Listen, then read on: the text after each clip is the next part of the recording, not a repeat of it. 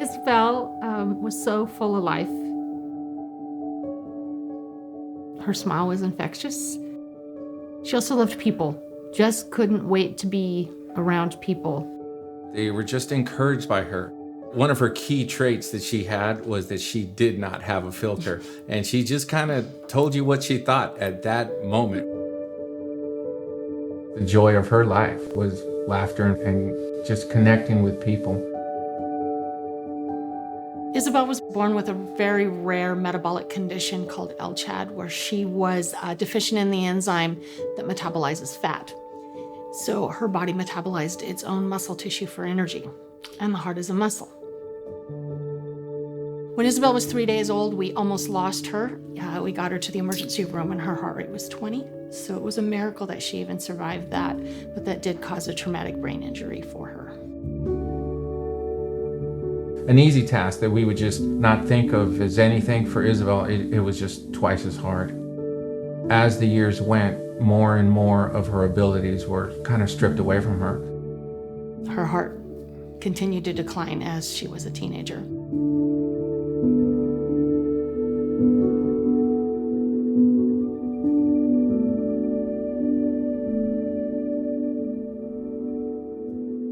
We've been going to the San Mateo campus now for about 5 years. One of the key things for me in coming to Menlo was to build not just a community for us, but also a community for Isabel. They were so willing to just try.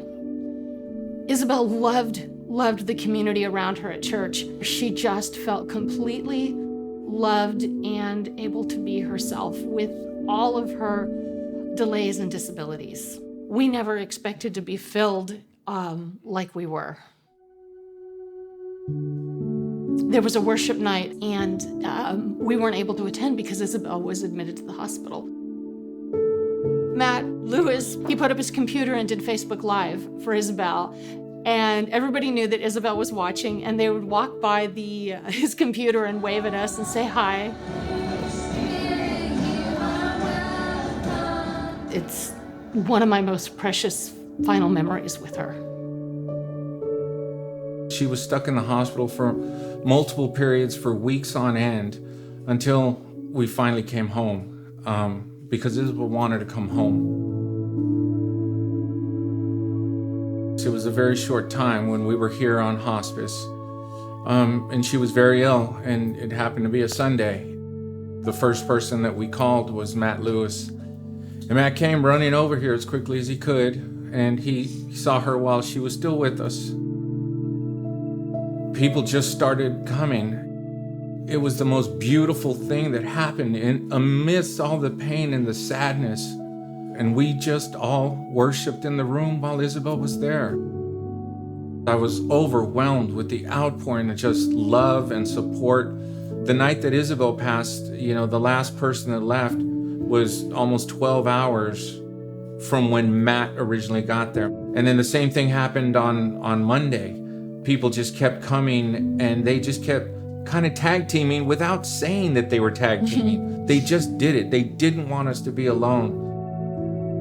Having those people in our life has been invaluable. We are here today to celebrate the life of Isabel, and that's what we're going to do.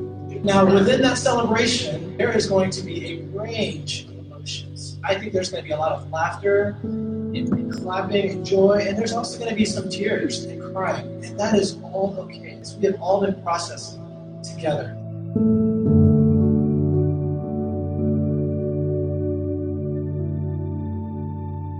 We just had to get back to doing what we would typically be doing and what Isabel would be doing with us. Volunteering and serving, it's what we do. It's what our family did together. It was hard walking back in the church without her. It was a place where she felt loved.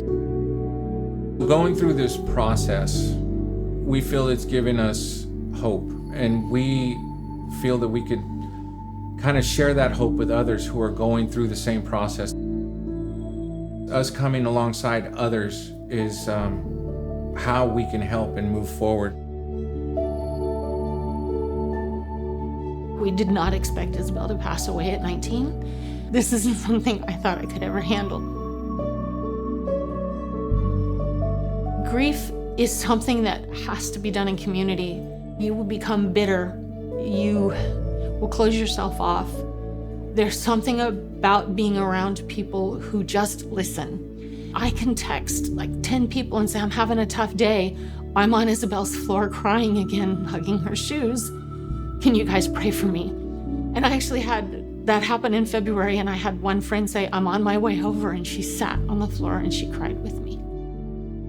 When there are people that speak truth into your life, they help you through that process so much. For those of us in this type of grief that we're going through, we just don't want to feel like we're forgotten.